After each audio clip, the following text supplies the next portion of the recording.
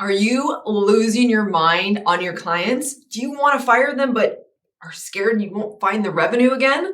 Check out this video right now. I'm going to tell you exactly why you need to fire those clients.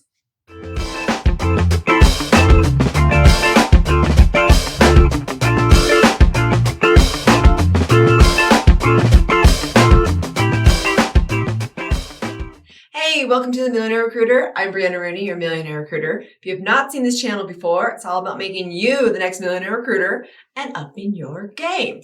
So, I'm going to tell you a little story for a second about firing clients. I highly recommend firing clients if you really, truly want to be the next Millionaire Recruiter, because this is going to do many things for you. One, you value your time. Massive.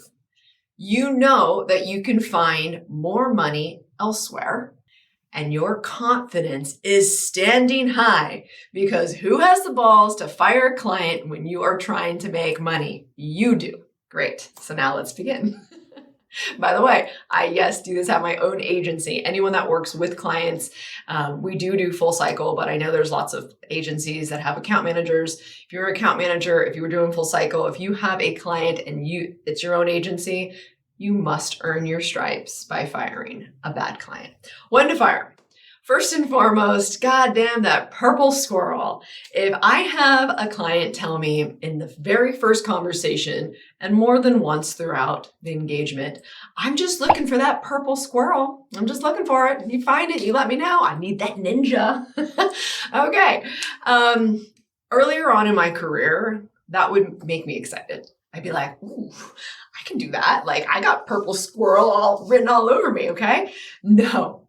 What they are telling you is they're looking for someone that doesn't exist for the same price as someone that does. Does that make any sense? No. If you are looking for a purple squirrel, my next question to you is, are you willing to pay $100,000 more for this person than what you just told me your salary range is? Because that's how much they're worth. Think about that. If you're looking for someone, a unicorn, whatever you want to say, that doesn't exist because really one person shouldn't have all of these, specialties into one, then that means you're trying to save money. That means instead of hiring, essentially 2 to 3 people for this one role, you want one person. Well, then that means you need to pay for them. So I'm going to stop my tangent now, but it's really setting you up for failure. So again, when I was earlier on in my career, I was thinking like, okay, I can find anybody. Like, I'm great at that. Like, I know how to source where other people aren't sourcing, but you also have to be realistic. And unless I'm getting like a retained amount of money for this, even though I don't even know if I would want to do that, but if contingency, we can't do that. If a hiring manager wants a purple squirrel, again, it's like, let's be realistic. Okay. There's lots of things that you can get in someone and you can train some of the rest. So if they're looking for that, run for the hills. All right. If they take more than 2 days to get back to you, and often, I'm not just saying once, I'm not just saying like, well, I'm firing this person. They didn't get back to me for the very first time in 48 hours. Like Brianna said so.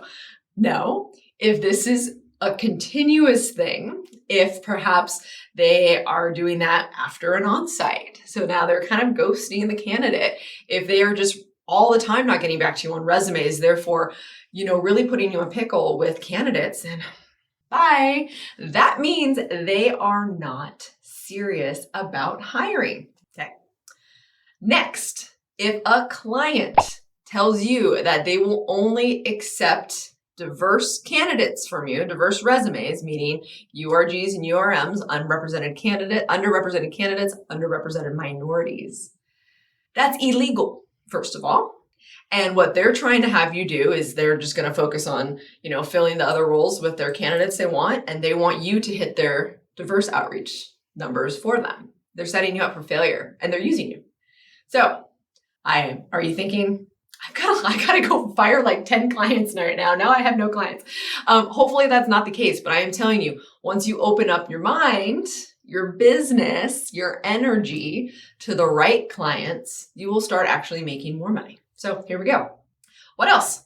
Well, if a client ever disrespects you, a candidate, your coworker, your employee, bye, not okay. There is no amount of money that in the world, I can't believe I'm saying this because lots of things, there's always an exception to a rule. But no, there's no amount of money in the world that can make someone make you feel small, that can disrespect you, because that will actually have really negative side effects in the long run. Now, if I'm working with a client and they're unwilling to budge on any of their requirements, this kind of goes back to the purple squirrel, but essentially, like, let's just say I've really tried to fill this role for 3 months. By the way, 3 months is a long time, right? So hopefully you have other clients that you're focusing on, otherwise you've made no money in 3 months. But let's just say I gave it my all. I got some people on site, maybe offers or whatever, or they just kept telling me no, and I kept having syncs with my hiring managers. So after you've done everything, you've showed them data, okay, and they are still unwilling to budge on anything, it's probably time to walk away, because you're going to get frustrated. Now you might be thinking, and I thought this a lot when I was first getting into my career, is I'm like, no, that means I'm giving up. That means I wasn't good enough. I didn't focus enough. I didn't source well enough. But no, there's sometimes that companies are so rigid in their thoughts and ways, there's nothing you can do to change them. Which also brings me to something very similar, which they refuse to fix something. So if you have this process, or they have a process, and it's not working, you have statistics and data. Remember, you got to be that recruiter that keeps all of those things, because they're not going to do it.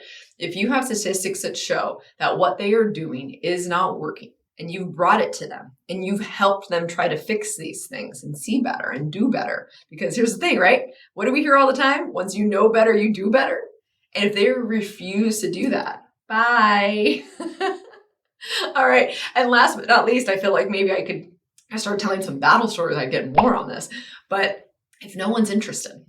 So this is, again, something that I struggled with in my career, because I was thinking, okay, no one's interested in my client, but I like them. I think what they do is great. I'm going to bring up this story. I worked with this IoT trash company. I thought it was the coolest shit in the world. Like literally the first VC funded trash company, like trying to fix this smelly issue. But no engineers liked it. Like I couldn't get one person interested. And I was like, are you guys serious? This is so cool. Well, okay. So I kept fighting and fighting. I'm going to find that person, or I have to pitch it a different way. I would talk to the company and say, hey, I can't get anyone interested. Like, can you please give me more ammo? Like, what can I tell them? What's this cool? What's the cool stuff? And I tried so many different things. I just couldn't get someone interested. So again, talk to the client about it. This is one of those things that, firing sounds so extreme, and the client didn't do anything wrong in this particular thing. However, you can't keep focusing on clients that have that much of an uphill battle. So I won't just disappear, because I don't think that's cool either. But I'm going to keep working with them, keep trying and doing all these things. And then maybe I'll say, hey, maybe we want to go with less senior people and like let them grow, and you can mentor, because, people are more rigid, more picky in their career as they become more senior in it. So in that situation, you're just going to be honest. Be like, look, maybe you need fresh eyes. I have a recruiter friend, that can maybe do this for you. Like, I feel really bad. I haven't been able to produce. This normally doesn't happen, but I also don't want you to really, I'm your only person that you're relying on to fill this role. I feel, so you're having those conversations and you're being really open and honest, but yeah, that still counts as firing someone. So please, below, this is the fun stuff. And I've actually even been asked to do a masterclass on firing clients. So you need to know the signs, and you need to really focus, because remember, if you have anything taking focus away, you are not firing, pun intended, you are not firing at that rate that you need to. There's tons of studies that go into how much you can focus at once on each thing. And so when you're spreading yourself too thin, it's just not going to work out, and you're going to be frustrated, and you're going to blame yourself, and you're going to go down this tangent of I'm not good enough, all these things, right? Been there, done that. Mental health is super important. So mindset is important as a recruiter. So please, I encourage you to really ask the right questions, know your worth, know your data, bring it to your clients. This is supposed to be a partnership. It's no longer a partnership. Bye. All right. Well, thank you. I will see you every Thursday at noon. And don't forget that money is just a vessel to do all the amazing things you want to go do in life. So go live it. See you soon. you know you want to check out the program. You ready?